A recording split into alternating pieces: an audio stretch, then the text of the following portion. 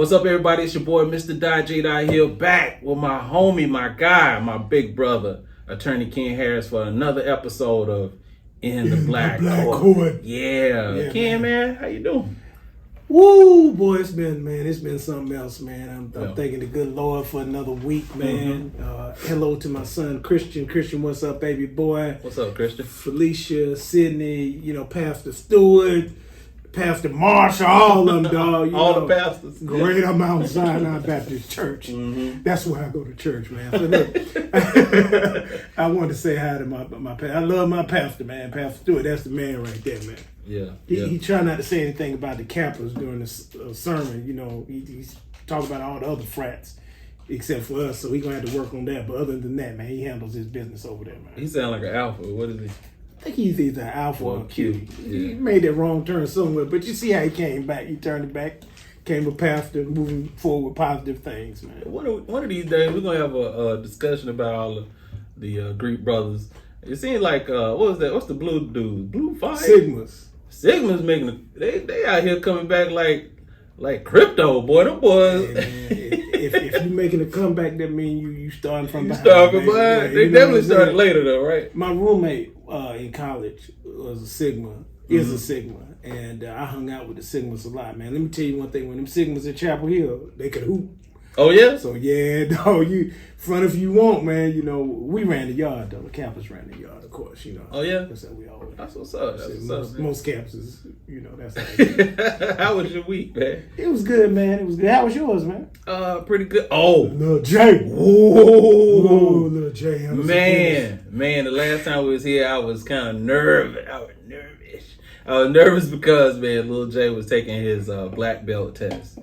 And Ken, man, I don't have time on the podcast. I got to tell you and Graham the whole story of that day, man. But, man, he prevailed. It's been like, I remember the first day, real quick. I remember the first day. One day he came home from summer camp, YOU at Friendship. And he came home from camp. He went in his book bag and he pulled out 2 little boards. And he's like, "Daddy, look." And I was like, "What's that?" He said, "I broke a board." And he was like, almost 5. He wasn't even 5 yet. And since that day, man, it's just been a journey. 5 years in the making, him becoming a black belt. Man, he had to break 2 boards that was like the thickness of this thing right here, like that. I saw. You saw the picture, man. Man, he was up in it. He had some air underneath him. And he had a leg cocked up. I was like, cocked up straight, man. You saw it, Graham? Yeah, man. He can break a leg. Man, the boards are representative of bones. Yeah, he could break somebody's bones straight up, man. I could tell. Man, he shattered that. Yeah, I'm super proud of him already, but man, just to see how hard he worked for that, man. At 10 years old, he was the youngest candidate that was testing for black belt, and when he got it, he was the last one, and his teacher was like, "Oh, that's it, it's time to go home," and he's like, "No, I'm just kidding. Of course, Jelani Hill promoted the black belt." Man, I went crazy. Man, I know you did, man. Man, the white folks thought it was like, we said, we've never seen you show this much emotion. Yeah, y'all got to walk lightly around the house now, though, man. They just said, man, I want cereal, man. That's not the cereal I had y'all get. Man, I got mind control over Debo, man. I know how to, what I'm saying? Be careful. Connection there. You know what I'm saying? Right, we go over his house, you're going to have all kind of Nintendos and different video games and everything. He's going to be dominating the crib now. I wish I had a black belt at 10 years old. I had a little mini car and all that, man. Man, I'm coming here with a little bruisey. Let me tell you what happened, man. I feel outside, dog. Yeah, congratulations to man. Thank you, man. Thank you, man. Thank you so much, man. I thought it was gonna be a drummer, but it looked like black belt. You done bought us some drums. That's a good trade-off right there, hey, man. Yeah, it's been a tough week out here, man. I kind of, I was excited about the podcast, but also a little reluctant, man, because we've got so many things happening out here that hurt. Yeah. I'm hurting right now, man. Yeah. Down there in Texas, man, I really, it's hard to even talk about, we had Sandy Hook. Yeah. I think President Obama was the president when Sandy Hook took place. He was. Remember, he was crying as he was reading off the names of the kids. Yeah. And then for this to have happened, it just, it's unimaginable that this has happened again in our country. And to have, I think it was it 19 elementary school children and 2 adults. Correct. Pass away. Really 3 now. I don't know if you all heard the breaking news this evening that the husband of one of the teachers that passed away in the shooting, he passed away from a heart attack. Really broken heart, basically. His name is Joe Garcia. He was the husband of Irma Garcia. So really 3 adults. And it's just really hard to talk about and hard to imagine. And it brings up this discussion again about gun control in the United States. Yeah. And so I don't know what your thoughts are, Jay, about this, but you know, it's heartbreaking, and then you wonder where we go from here. You know. Yeah, I guess the first thing I'll say in regards to what happened. Listen, if you've been under a rock, if you haven't heard about the situation, and I don't want to really give any shine to the person that did this by stating their name and all that, but what I will say is that now there's a lot of discussion about, you know, safety. I got a call today, Ken, and someone was asking me, you know, what kind of safety protocols do they have at Little J's school? And, you know, can you just walk in the building and all that? And that's a gut-wrenching thing or discussion to have with someone about. You start thinking like, well, you know, when I went up there, what was up there? And I just explained to the person, like, it's really hard to try to come up with a way to protect every school across the country. When you're in neighborhoods, you know, you got kids playing outside at recess. And so it's really tough to just try to protect them in that way. And I do know we want to get on gun control, but apparently there was a lot of discussion about whether or not they could get into the school and do something before the gunman did some things. Apparently people were on the scene, parents were on the scene, and they heard gunshots and they were trying to get to the police wouldn't let them. Did you hear anything about that? I just wanted to check and see. Yeah, of course. Yeah, I heard about that. And I think they're saying now that the gunman had about an hour, 40 minutes to an hour that he was in the school firing, and that when he came in, he was confronted by a school resource officer. Mm-hmm. And we're not learning much about that interaction. So I'm wondering how that interaction went. And I believe that school resource officer was armed. Yeah, I believe so as well. And then there are these images of the gunman now, the video of him walking into the school. I don't know if you've seen that. Yeah. And he doesn't appear. This is what I'm trying to figure out now. If there was this interaction with this armed security guard, that wasn't captured when the gentleman was walking into the school. Mm-hmm. So there's something strange going on there. And then he enters the school and barricades himself in an adjoining classroom. Yeah. And that's when all these horrors took place. And so you wonder, number one tragedy is that the door that he entered was unlocked. Yeah, and they say he climbed the fence too to get there, I think, right? A lot of the school doors now are locked if they're not in use. So that was one issue. But then you do wonder whether or not there's anything that can be done if someone is, you know, just focused on hurting other people. You may have to look earlier than that into the mental health dynamic. And see, we had Mike Lee on at one point in time talking about mental health among young children. We've got 2 incidents here recently where you've got these young men who seem to have issues. Yeah. And they go do something that we just can't imagine anyone would do.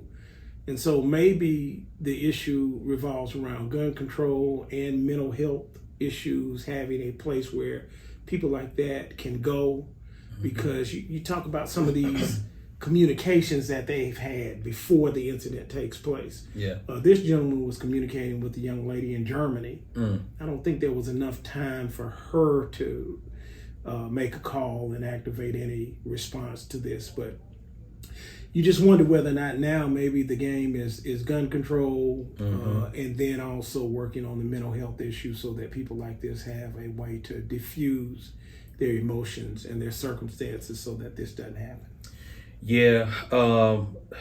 You know, to dovetail off what you said, the state police said that they didn't have any apparent motive or any warning signs. The individual didn't have an apparent history of mental illness or a criminal record. And to your point, that's where we're getting into a dicey situation with these situations, dicey situation as it relates to gun control, because, apparently, allegedly, this individual purchased this gun on right after their 18th birthday. Right. And so you're having the access to guns at a very early age, quote unquote, 18 is an early age. And then you're not having any history of any incidents documented. Yeah, I think the question becomes whether or not that person may want to reach out. And is there a mechanism for them when they have these feelings that will allow them to reach out and get some help without feeling that there'll be repercussions? This young man apparently shot his grandmother and then crashed and then near the school, and then that's when all of this transpired. So, you just wonder what can be done. Now, there are some moves now being discussed in the legislature, in Congress, relative to possible ways to slow this proliferation of assault weapons and extended magazines in our communities. I know that Mitt Romney mentioned that he might be able to now support the Toomey Manchin bill, I think, which was presented some time ago, but was not successful. And it is talking about extended background checks before a person can get a gun, and then also an extended waiting period before a person can access that type of weapon. Some of it may work, some of it may not work. I don't think we're going to get anywhere with an assault weapons ban in the United States. It just doesn't appear to be enough support by the public to make that happen. People view their rights to bear weapons seriously in this country. Yep. We are by far and away, and let me tell y'all, it ain't even close. Yeah. In terms of weapons in the world, yeah, the United States is by far and away has the biggest proliferation of weapons amongst its citizens.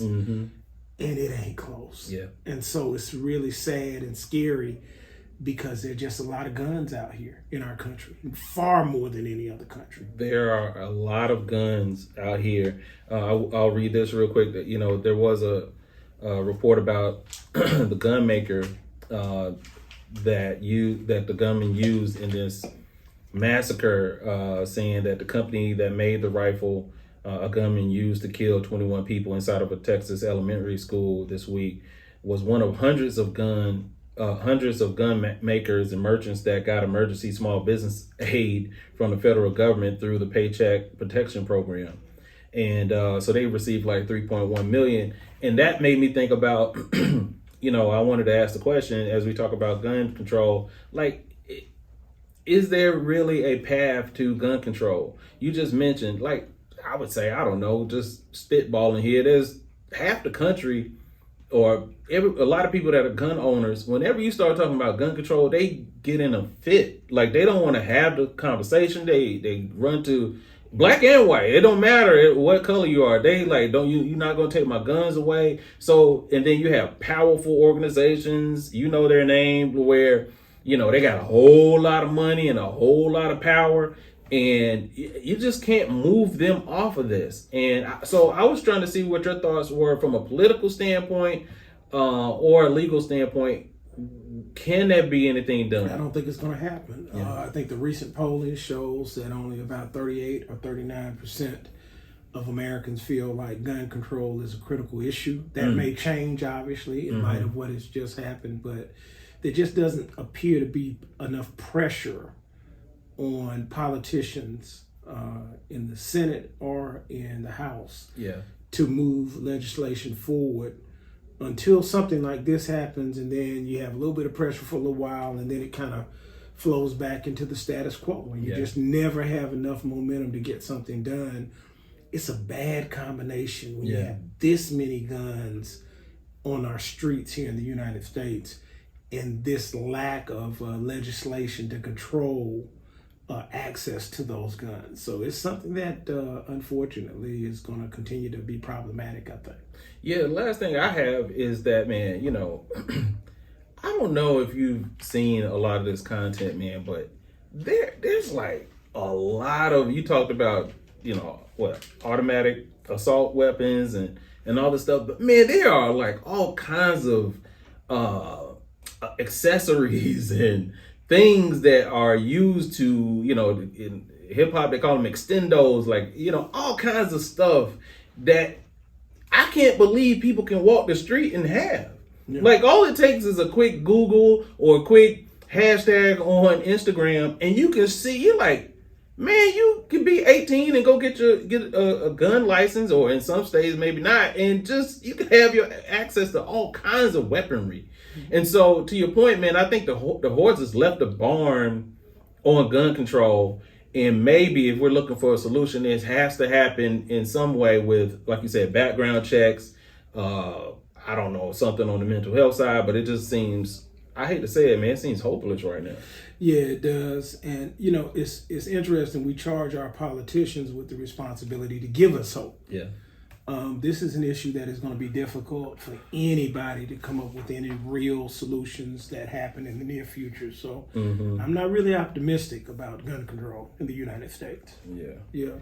Well, prayers and thoughts with everyone who is impacted by this massacre that happened in, in Texas? It's in Texas. I can't pronounce the name of the city, but right outside of San Antonio. Prayers and thoughts for everyone in that situation, praying for everybody, and also praying for everybody. I saw a lot of my friends and people that I know, concerned about their own children. I guess you can't have children going to school every day and not worry about this happening somewhere. And I'm sure everybody feels like, it'll never happen at our school or in our town. And so just prayers for everybody right now. Yeah, let's just pray that it never happens again. Yeah, that's right. Mm-hmm. That's right. Yeah. All right. So this is more of an update. We've been talking about Brittney Griner for a little while here. Brittney is in custody in Russia. Yeah. Brittney Griner is a WNBA superstar, successful basketball player who in the offseason plays in Russia and other countries as well. Her wife, I believe her name is Sherelle Griner. She's done a few interviews, or she's done at least one interview, and talked about how this ordeal has impacted her. Let me read this. It said in her first interview since her wife, Brittney Griner, was arrested in Russia in February, Sherelle Griner has spoken out about how she laid on the couch and cried, her eyeballs out after first hearing the news. The new thing that's happened about this is that I think about a week or so ago, Brittney's court date got pushed back. So she made an appearance in court, and it was pushed back a month. And then in this interview, her wife says that there's only one person that can help Brittney right now, and she hasn't heard from them yet. They haven't gotten a call from President Biden. And, my question to you, Ken, is this. Brittney's in the WNBA. If this were LeBron James, Steph Curry, or Kevin Durant, do you think in the current climate of what's going on, Russia invading Ukraine, would it make a difference if this was one of those NBA players that President Biden or anyone could do anything to help? No. I think we have to understand, number one, there's a war going on. So there is limited access to the Russian judicial system and limited motivation for them to do anything that helps anybody that is from the United States. There was a recent prisoner swap I think I read about that took place, and maybe that's something that would be discussed. I guess the question ultimately might be, why would an athlete be treated differently than a regular citizen who is in prison in Russia? And that's tough to hear.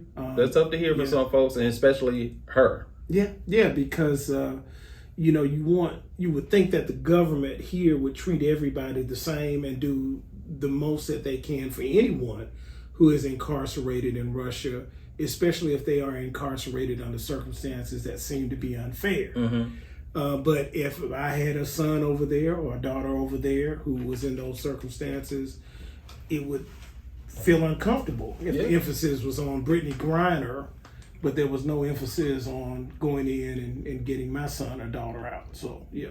So I agree with you. Like, I do believe that I can imagine. Let me paint a picture. Let's say LeBron James, LeBron like 6'8", 6'9", being brought out in shackles to a hearing or whatever, hadn't had a haircut in 3 or 4 months. So you can see, like me, you can see the balding at the top of his head and his hair, a little baby fro on the side, beard out to who knows where. There would be a whole lot of discussion, way more than it is right now, about Brittney over there, if that were someone like LeBron James, Steph Curry, or Kevin Durant. And so I do have some, I guess, empathy or sympathy there in regards that it would be way more talked about, or talked about a lot more. But I agree with you. Like she said, President Biden is the only one that can help her. President Biden can't go over there and get him. Not right now. He can't just, they just can't, the embassy, people ain't just over there chilling, drinking vodka, going to dinner and all that kind of stuff right now at the embassy like they normally would be doing. Like, they are at war.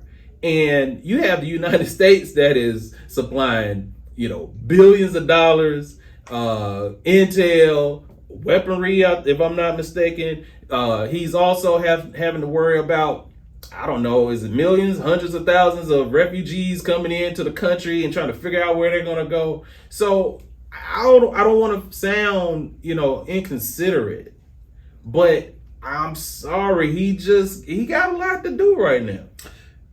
I don't think he personally would be involved in any prisoner swap or any issue like that. I think that's something that is done by individuals who are tasked with negotiating those types of situations and working them out. Brittney is important, but so is everyone who's in that circumstance.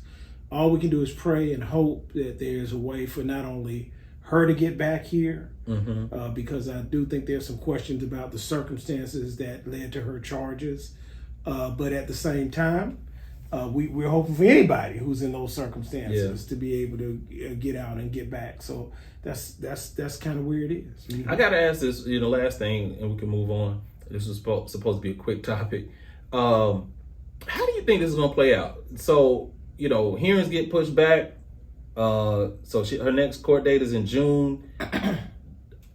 Me personally, I don't know, but I'm just thinking this is really not gonna get resolved until the Russia versus Ukraine war is resolved. No, I think she's going to end up coming back.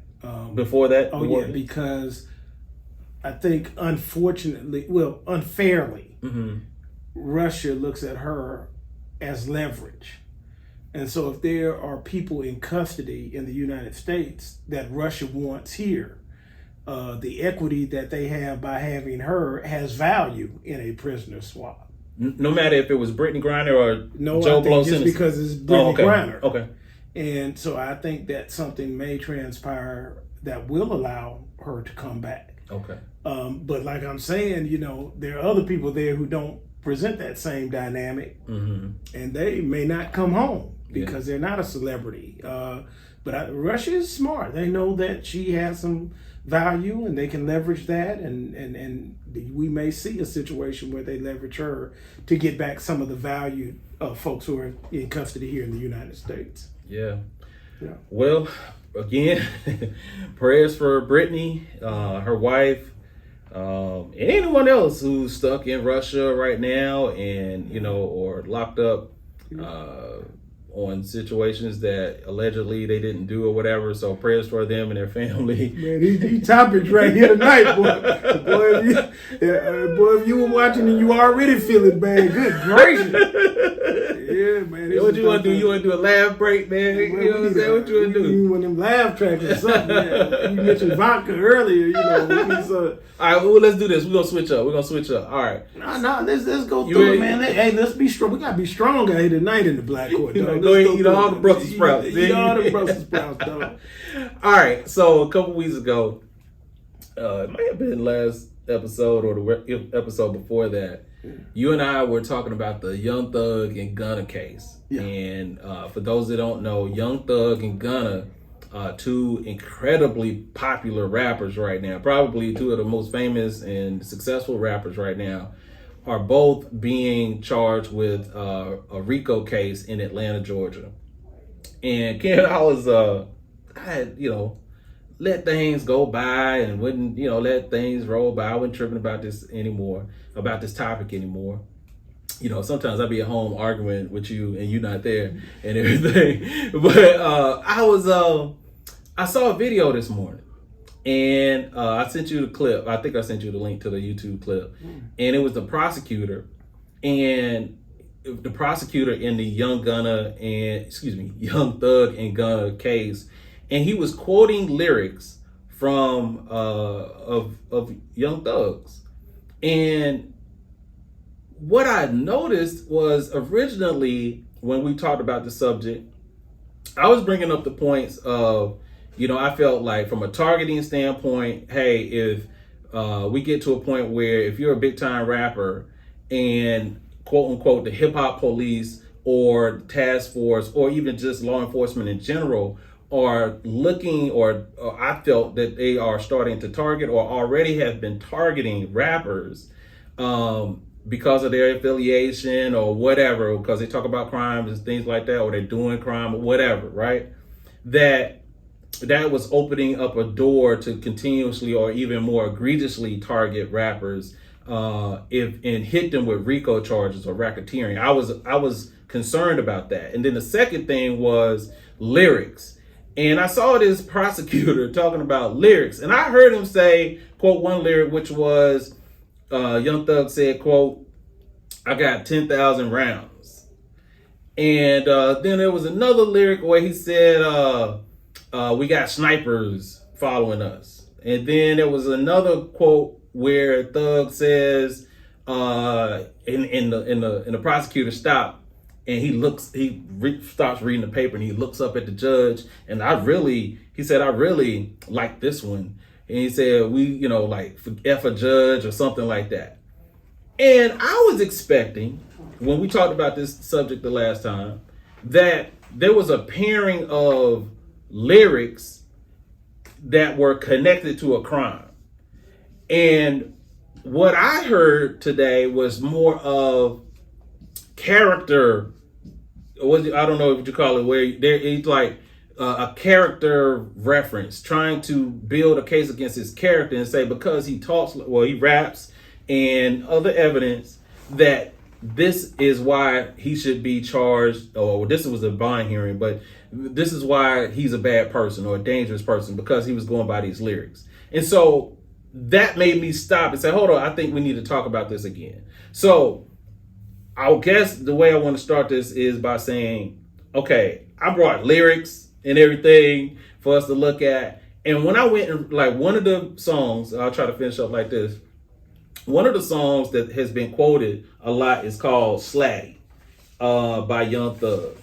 And I was reading some of the lyrics and stuff, and it sounds like your regular thug song, not thug, but criminal stuff going on or whatever. So my question to you, I want to bring back again is, let's deal with lyrics, because I think that is the thing that kind of springs off into both categories, which is, are we this was my question last time, are we in an inflection point in hip hop where lyrics are being used against rappers? And yes, I understand that they need to be coupled with evidence. But are we at an inflection point where lyrics are being used well, let me start here. Should lyrics be used at all? Let's start there. Do you feel like lyrics should be used at all in legal cases? Because there are some people who feel like they should not at all. So let's start with what we're talking. Okay, I'm sorry. Go ahead.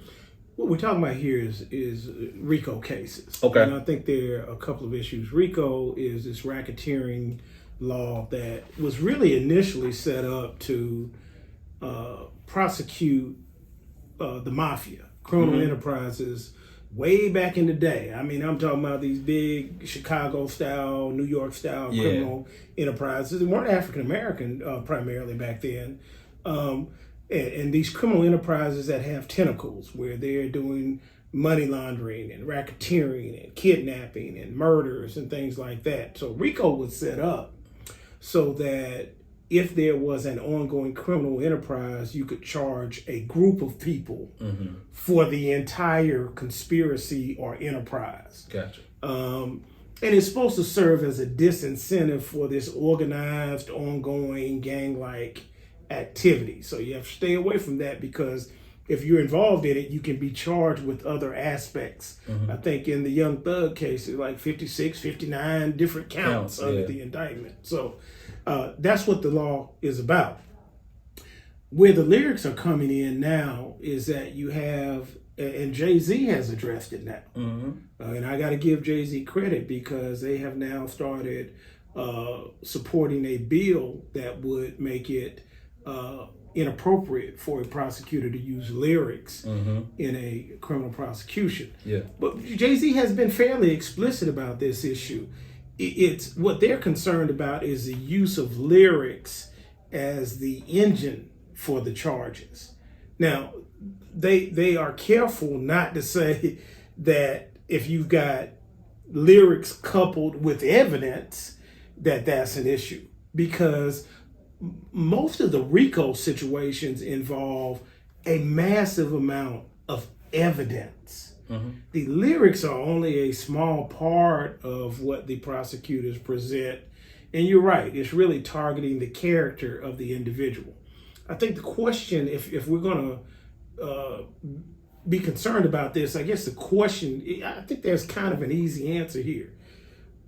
If you take away the lyrics, do you still have the body of evidence to support the RICO charges? And if you do, then it's not a moot point, but it diffuses much of the argument about the lyrics being the core piece of evidence that drives these charges. Most of the time, when you have an indictment, the evidence is presented to a grand jury. They look at what happens here. Now, they look at what happened, and it's not about lyrics. It's about these criminal activities. Did they engage in kidnapping? Did they engage in murder? Did they engage in drug trafficking or gun-related activities? If there's a sufficient amount of evidence there, then the grand jury will support the charges. So I don't think that revolves around lyrics necessarily, but I do have a problem with RICO.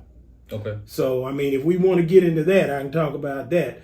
I just, I think if the emphasis is going to be on lyrics, I don't know how far we get. I think we're going to end up with a situation where more than likely the law is going to say that lyrics are not admissible as evidence in a RICO case. I think that is possible.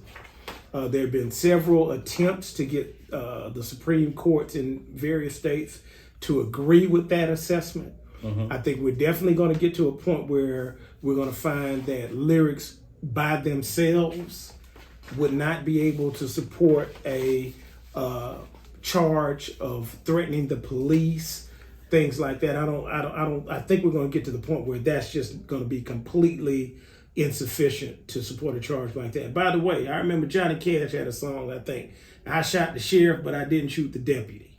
Okay. And I don't recall Johnny Cash being charged for that. So I think at the end of the day, charges related to the song itself, threats against the police, threats against other individuals, I think the First Amendment is going to eliminate that. I think we also may get to the point where lyrics are not going to be admissible in a RICO-like case. That doesn't mean, though, that you don't have all the other evidence related to the charges that may lead to a conviction.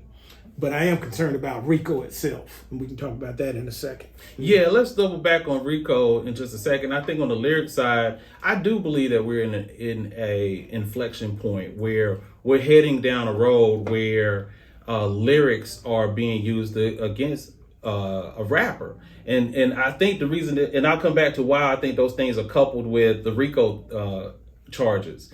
When like I said, with my own eyes, I saw a prosecutor today at a bond hearing for a young thug talk about, quote, 1,000, I have 10,000 rounds, and something he said about a judge. I can pull literally 1 million quotes from rappers that have said, whether it's F the police, F a judge, F a witness, or I do this to a witness, there ain't no witnesses left. Like, that's to crack open this door where more and more lyrics are being used in cases against rappers. And I'm not even getting into the targeting aspect of it. But even if it's just, I saw this someone who he didn't look like he was a rapper. I'm just saying, I don't know. He may listen to rap all the time, but it didn't look like he was a Thug fan or someone that listened to hip hop. And like I was saying last time, I went through the list today. Rap Caviar, which is one of the biggest playlists on Spotify and all of music. That's the playlist and streaming that all the rappers want to get into, right? I went down the line and I was like, that rapper is a gang member. That rapper is affiliated with gangs. That is a former, even some of our biggest stars. Drake has claimed affiliation or has people on his side as affiliated. And so my point is, where does this stop? If you have people who don't even understand lyrics saying this person is a bad person because of that. And go ahead. Well, again, that may work if you got a situation where you don't have a whole bunch of other evidence. So I'm saying you may be right. I mean, so let's take away the lyrics and let's remove that from the prosecution, which I think the law may do that. But if you still have an indictment that wasn't based at all on the lyrics, what does that get the defendant? I mean, it doesn't help the defendant at all. You're still indicted. You're still more than likely going to end up being in a situation where you're going to face a jury. The lyrics won't come into evidence, but all the other evidence that is there, if you've got weapons at your house, or people testifying that you were trafficking in drugs, or testifying that you were involved in a murder, or evidence that the FBI has wiretapped you and heard you talk about those things. I mean, taking away the lyrics doesn't change the underlying dynamic of the case. So what I'm saying is, I think that's going to happen. I think that the judicial system is going to say that the probative value of the lyrics does not outweigh the prejudicial effect that the lyrics, presenting the lyrics to the jury may have. So I think they're going to eliminate that. Yeah. They're certainly going to eliminate it related to cases which have been brought against rappers, by the way, for just the bare content of the song, because there have been charges brought suggesting that these lyrics are threats, actual threats against the police. I think that's going to be eliminated. But what you are going to be left with after all of that is the actions. And if the actions support an indictment or a conviction, I think you're going to be left with that. So I think the analysis that has to be done sometimes is, if we want to fight about the lyrics issue, great. And we may be successful concerning that. But then the next question is going to become whether or not there's enough evidence after that fight is won to convict somebody under RICO. And I'll tell you the problem I have with RICO is that the RICO laws are very broad. You know, you could have a young man in the African-American community who doesn't have a father in the household, and mother who works a lot, and they don't have any, parents around. And so we see this in a lot of communities. I know in my hometown, where these individuals then start hanging out with the people who are accessible. And sometimes those are individuals who are gang members. But just imagine if one of the individuals in that group is a rap star. So you start hanging around this group, you got a rap star, you feel good, you're able to hang around him and this group, and you find kind of a home, quote unquote. But some of the individuals are engaged in criminal activity, not all of them. And so you do have drugs around or guns around, but that individual is not engaged in those activities. But then here come the authorities and these RICO charges. And so now you get wrapped into the RICO charges and the criminal enterprise, even though you're on the fringe or periphery of this group. That's what I'm concerned about, is that this blanket ability to go into these situations and charge everybody. And I'm talking about including the rapper. The rapper themselves may not be actually an active participant in the criminal enterprise, but because they're around this, they're a part of the group per se, then you get everybody. Yeah. I really have some concerns about that related to RICO. So, we'll see how this all plays out. But to me, it's all in the evidence. Who did what as it affects the community, not going in and saying we got a group of people who affiliate with each other and we're going to charge all of them with everything that everybody did. Yeah. Well, I'm glad you said that, because that is the concern that I have. And for me, I can't separate lyrics from that because they're using lyrics in these RICO cases. So you mentioned Johnny Cash and saying I shot the sheriff. Well, that's more blatant than anything, or just as anything that any rapper has said. I shot a law enforcement officer. And I promise, there ain't nobody going to get Johnny Cash, or weren't going to go get him back then when he made that song, or when Bob Marley made it. So I don't know if what that has to deal with is skin tone or whatever. But my issue is that because these are young black men that are YSL, Young Slime Life, or Young Stoners Life, which is the street gang that the DA in Atlanta is saying that Young Thug and Gunna are the what's the word they use, in command of. I can't separate that because I know there's too many lyrics that rappers are using in all of these cases. When I look at Casanova, and I'll go to the racketeering and RICO situation, they quoting his lyrics, and the lyrics are not saying anything. I think the challenge you're going to continually have is you have to look at what is the other evidence. But I'm going off the point where you said they were going to be. You think that this is my point. You say you think it's going to be eliminated. I'm saying I think we're at an inflection point where it's increasing, because I just read about a man saying that he's going in, and I guess he's an attorney as well. It's been 100 cases where they've tried to use lyrics in people's cases. I think, again, while we talk about lyrics, if we're really trying to get to the point and help someone, is that you have to, the question is really, if you eliminate the lyrics, what evidence is left?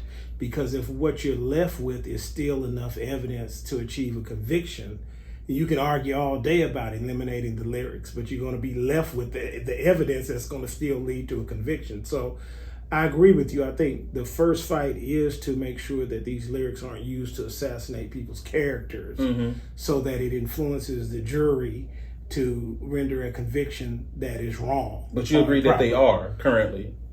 Well, only if you don't have the underlying evidence. I think that, again, the key is if you have a case that the prosecutors bring and they have an overwhelming amount of underlying evidence without the lyric, then it doesn't help to go scream and shout from the top of the mountain that lyrics.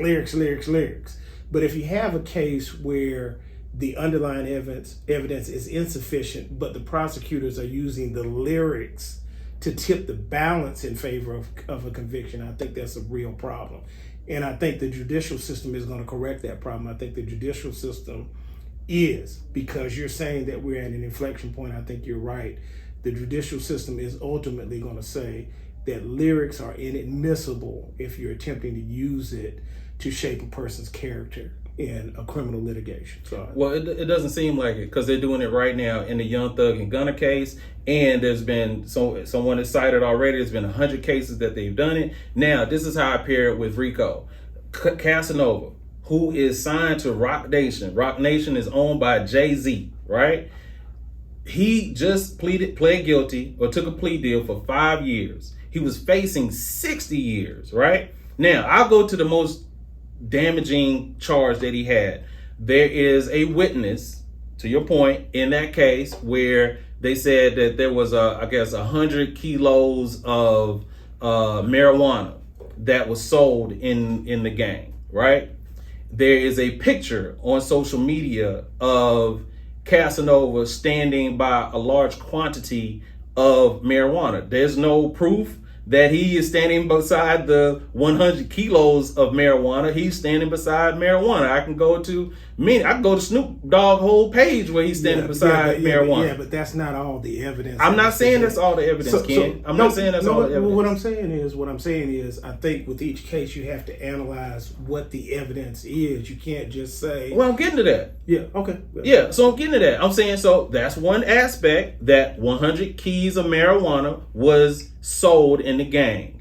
Another piece of evidence was that Casanova was in a picture beside a large quantity of marijuana, right? He was facing 60 years. There was another incident. But that's not the only evidence. I'm trying to give you the other evidence. You could keep cutting me off, bro. No, what I'm saying is, like, you would have to get the trial transcripts and go through the witnesses. I'm telling you that now. No, I'm saying if you have all that, then great. But it's something that as an attorney who's had trials before, I deal with it. No, I've dealt with it. I know, but I want you to respect what I'm saying on the hip-hop side as well. Yeah, no, I'm respecting what you're saying. I'm just saying, as Graham knows, I've dealt with this many times. You've had trials where I've had conversations with individuals who weren't familiar with the evidence. Not saying you are or not, but they shape their opinions about the evidence. And then when I say, well, let me kind of explain to you what this witness said, or let me explain to you what this piece of physical evidence was, or let me explain to you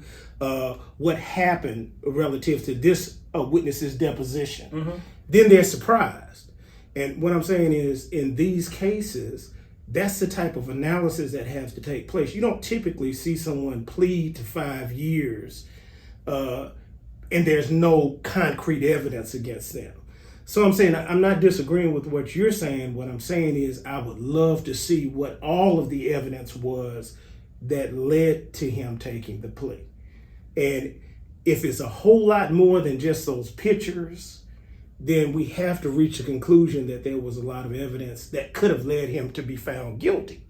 Because that's what people do when they take pleas. They take pleas to avoid the ultimate circumstance of them being found guilty. And what their attorney is analyzing when they tell them to take a plea is the actual body of evidence that's out there.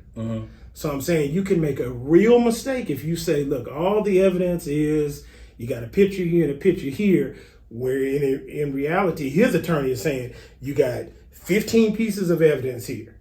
And if we go to trial, these 15 pieces of evidence, you can say all you want to about these pictures. These 15 pieces of evidence are likely to lead the jury to reach a conclusion. It's better for us to take a plea than it is to go in front of a jury and risk getting those 60 years. So I'm not disagreeing with what you're saying. I'm saying, but that's the analysis that an attorney and a defendant undertake when they're trying to determine whether or not to take a plea. And if those arguments that you have may not be sufficient to prevent that jury from reaching that verdict, you take a plea. That's what I've done in the cases that I've handled. Okay, so I believe if you give me a chance and you hear me out, you'll hear that I'm supporting what you're just saying. So again, there was 100 keys of marijuana that was referenced in the indictment. There was a large amount of marijuana that Casanova posted himself beside on social media. There was an incident at a diner where a woman, and I remember this being reported in the news at the time, where a woman had a phone and she was filming Casanova, and allegedly one of the street gang members or one of his gang members that he's affiliated with choked her out. And then there was also several other situations. Oh, there was a relationship that he had with another gang member that's currently in jail. So my point is, yes, I'm trying to agree with you that, yes, there is evidence in these situations, but you just laid out my issue. So if you painted the story that I'm talking about, it's hard to talk about Lil Baby, Da Baby, Thug, Gunna, 40, Key Glock, Moneybag Yo, hell, Kendrick Lamar. Even Kendrick Lamar. It's hard to talk about any of these. Jay-Z has a line that said, I came into this game 100 grand strong. Do I think he got that from washing cars? No. And he spent 20 years talking about and detailing how he has been a successful drug dealer. So if we sitting here talking about lyrics being used in cases, yes, I understand that has to be coupled with a lot of evidence. But when you're sitting here and you're a successful rapper and you just laid out a scenario. Okay, so if you Casanova and you facing 60 years, and for whatever situation you can't fight the case or may not be able to fight a case, or you just don't want to roll the dice. He even got a quote where he's like, man, this system is crazy. So they hit people, they're hitting rappers. If you're a successful rapper, you make a bunch of money, and number one, you got your team. YSL is a record label that is an imprint on 300. They're saying that is a street gang. So if you're a successful rapper, you try to put your friends on and they may be affiliated. You may be sitting here where you're talking about, yo, I'm finna get a RICO charge. And then on top of that, they're going to use my lyrics to make that stick. And so now I'm in a situation, to your point, where I'm facing all this time. And I said, well, heck, forget my rap career. I might as well just go ahead and take the time. And so for me, and you, Ken, I don't know if you want to admit to this or if you believe this, but if us three in this room don't believe that there are people who are innocent or believe that they could win a trial, or they're concerned about winning a trial and they take time because of any concerns about the legal system or their lawyer or anything like that, we're fooling ourselves that there are not a lot of people that don't feel like, you know what, I might as well just take the time. The prison system is filled with people with situations like that. And so I'm not going to sit here on this podcast and act like they are not using lyrics against people to criminalize them, to make them seem like dangerous people. Thugger got to sit in jail for a whole year because he can't get bond because this man, this person that's a prosecutor doesn't read rap lyrics when every song is like that. So that's my issue. Yes, I think we agree on RICO, but on lyrics, it's not being eliminated. It's increasing. Not much for me to say. Okay. I mean, I just think it's one of those situations where, it'll play out. I think the lyric situation will play out in the court system, and there'll be ultimate determination by the various Supreme Courts about whether or not lyrics can be presented as evidence. And I think ultimately the answer is going to be no. But you're still going to be left with a lot of individuals being charged if, in fact, they're involved in activities and there's sufficient evidence to prosecute them. So it's an unfortunate situation all the way around. I feel it's tough for our community as a whole because there are people who are engaged in some of those activities. They're going to be charged. And then there are people around individuals who are engaged in those activities who are also going to be charged. Mm-hmm. And then you're right, there are also going to be people who are going to be charged unjustly.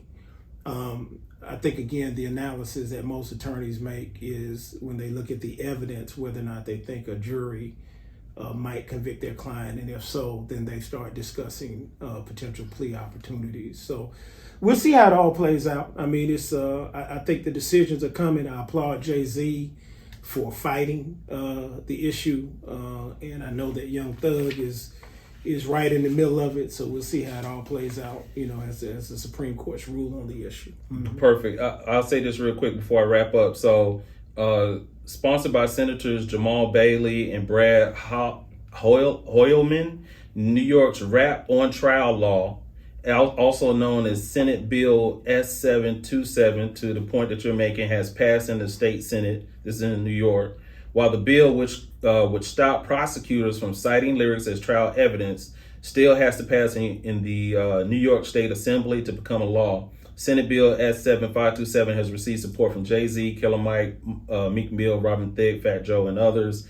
So to your point, there is some legislation trying to be passed.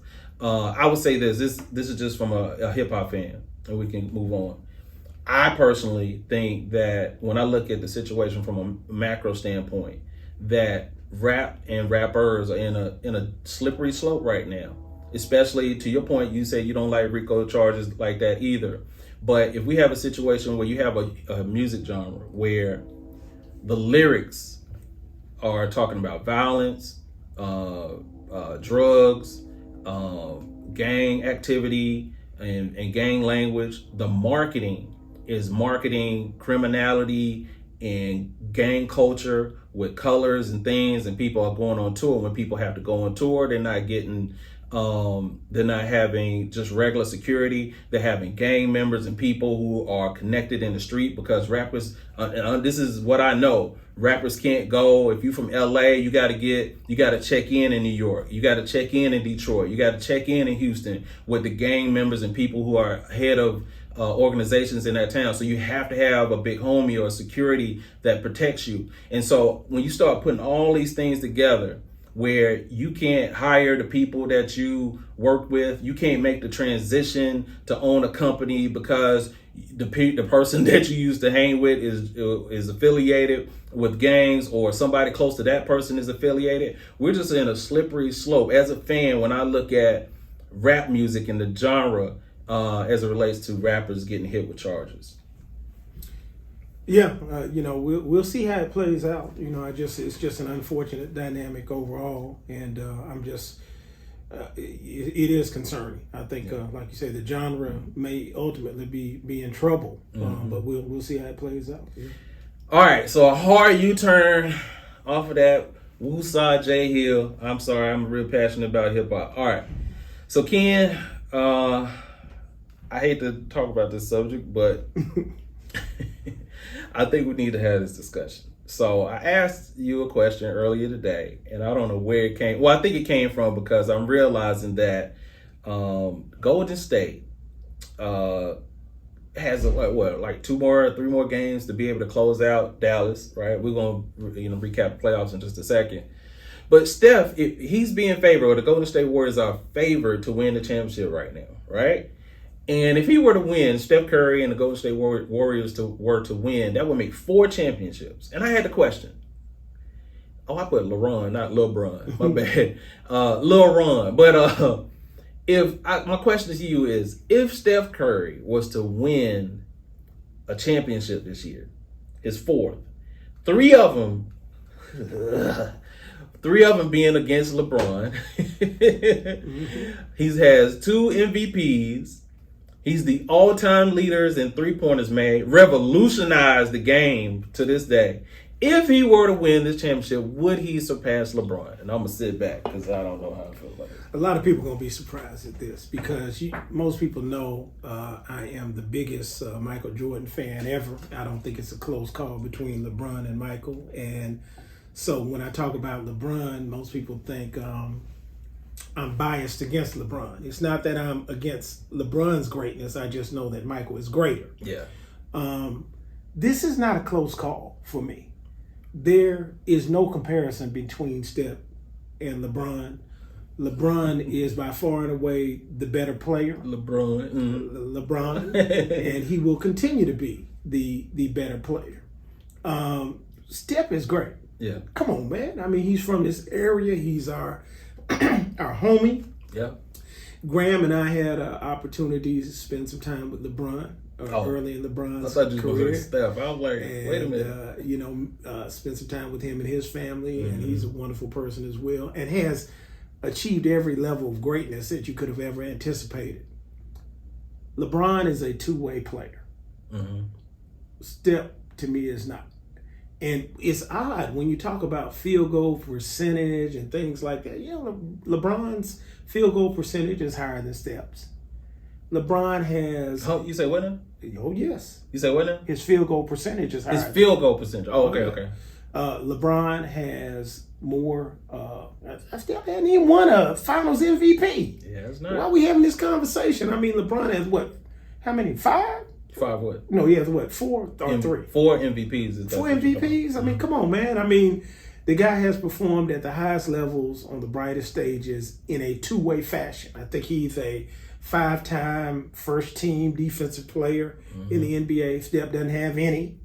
Hadn't been on the first team at all. LeBron just has too much diversity in his greatness for Steph.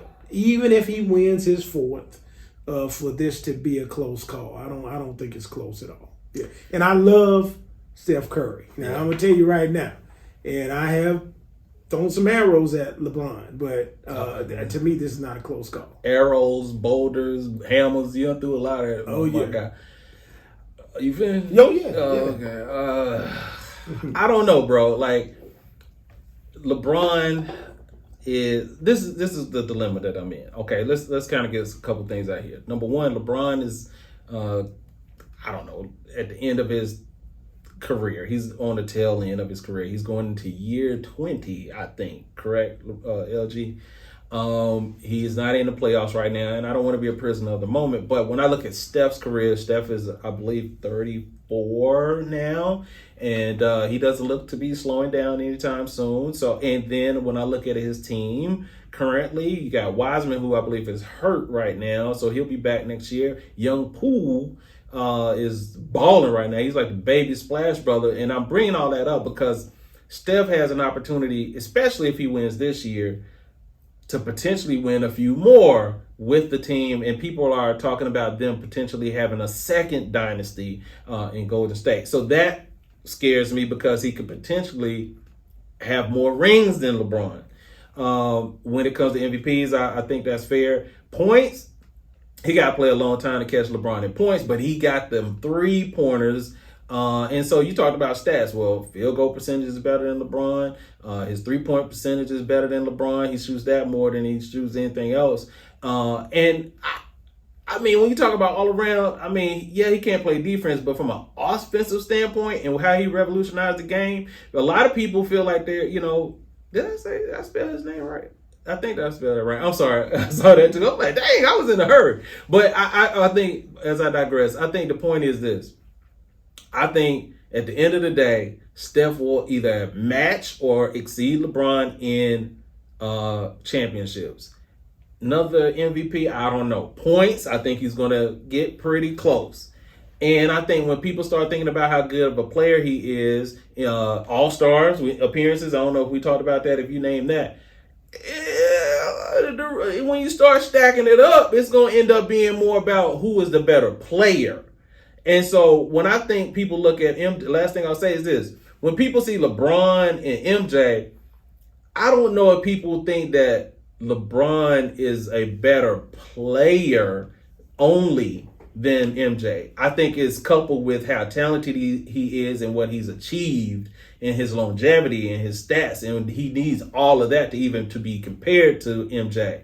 And the last thing I'll say is the reason I say that is that I think that's how people are going to look at Steph when they compare him to LeBron. Hey, man, Steph going to have to call me back when he wins Defensive Player of the Year. He makes any all-defensive team. Okay. Because LeBron has made that routine in his career. Mm-hmm. But, I mean, come on, man. When I go back and look at those Golden State championships and I look at Finals MVP, I'm seeing Kevin Durant, and Andre Iguodala. So I'm not seeing any Steph Curry. And, LeBron and MJ, when you got to them finals, they had the spotlight on them and they shone the brightest. Yeah. And so, Steph, great player. I think he's one of the greatest offensive players of all time. Definitely the greatest 3-point shooter of all time. Now, it's funny because you talk about Steph's shooting percentage. Rudy Gobert has, believe it or not, the highest shooting percentage in league history. Just shooting, or you talking about 3-pointers? Or what? No, just shooting. Okay. You know what I'm saying? And then he's followed by, I forgot the big man that played for the Clippers. I forgot his name. Oh, sorry, for the Clippers? Yeah, I can't remember his name now, but he's still in the league playing big man. DeAndre Jordan is second. I mean, so, come on, man. Yeah, he is, believe it or not. I know, but come on, dog. Okay. Man, I'm not comparing them to Steph, but what I'm talking about is the reliance on just stats. Because stats, to me, are a part of the analysis of greatness. And so you can't just go say DeAndre Jordan because he's second in league history and field goal percentage. Somehow he's some magnificent, great all-timer. I mean, I give Steph credit for what he is on the offensive side of the ball, but LeBron is a monster two-way player that has proven it. He's shown the brightest on the brightest stages. I really don't see a comparison between the two. Now, Steph may get 4, But maybe he'll win the MVP in this year's finals. I don't know. But then he'll have one. I mean, one what? MVP? Yeah, one finals MVP. I mean, come on, man. You know, hey, look, he got a long way to go before he's kind of like it's like LeBron and MJ. There's a gap. There's a gap between Steph and LeBron for me. I think, and to your point, there is a gap. I think what people are looking at, and maybe it's just me, that are looking at the runway that Steph has to be able to catch him.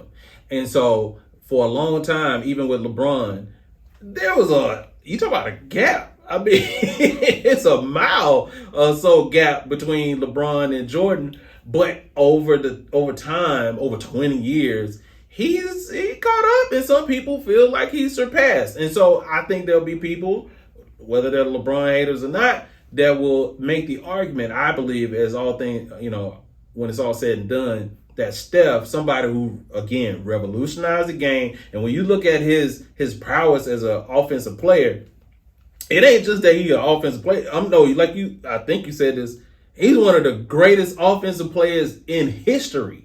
He's already one of the 75. He's on the 75 greatest thing. Like, he got a lot of stats to pack to match LeBron. It ain't just like the only thing you really said, I would say, is the Finals MVP. You're right about that. That's a damaging blow.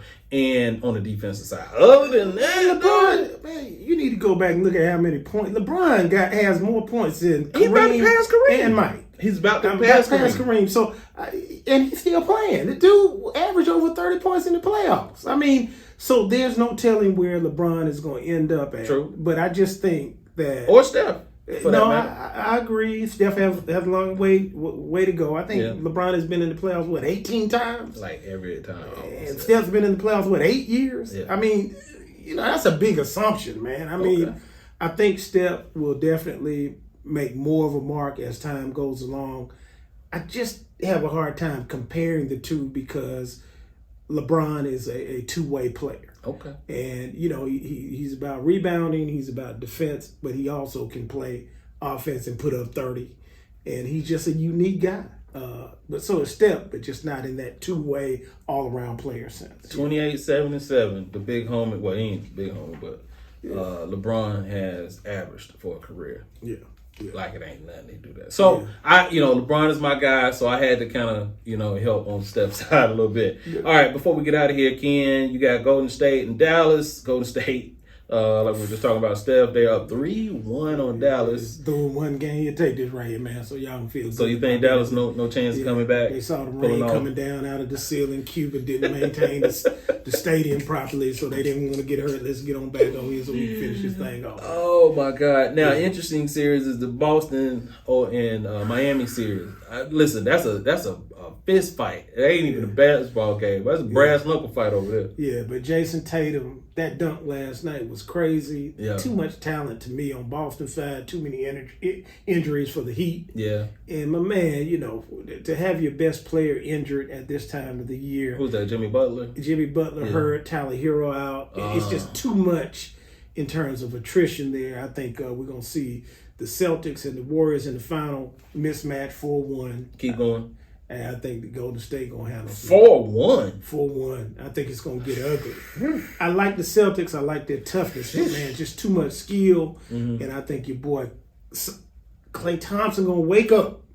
And boy, when he wakes up, it's going to get ugly for anybody who's on the other side. Then you got, man, like you say, you got Poole and these Draymond, and you just got so many guys on Golden State's team that can make you have a miserable night. Yeah, they can get hot, and it doesn't have to be Steph and Klay now. It can be other people that put that dagger in. Well, I'm gonna say this before we get out of here. I agree that Boston will meet Golden State in the playoffs, but I'm gonna say this: Boston is gonna bring a fist fight to the finals, and I think they're gonna upset Golden State.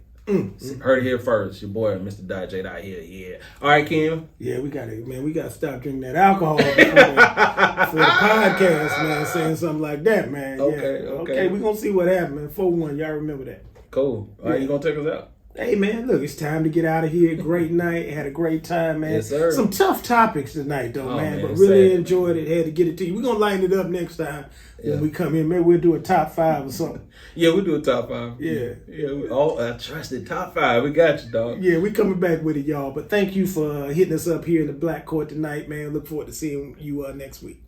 See you next time. Peace out.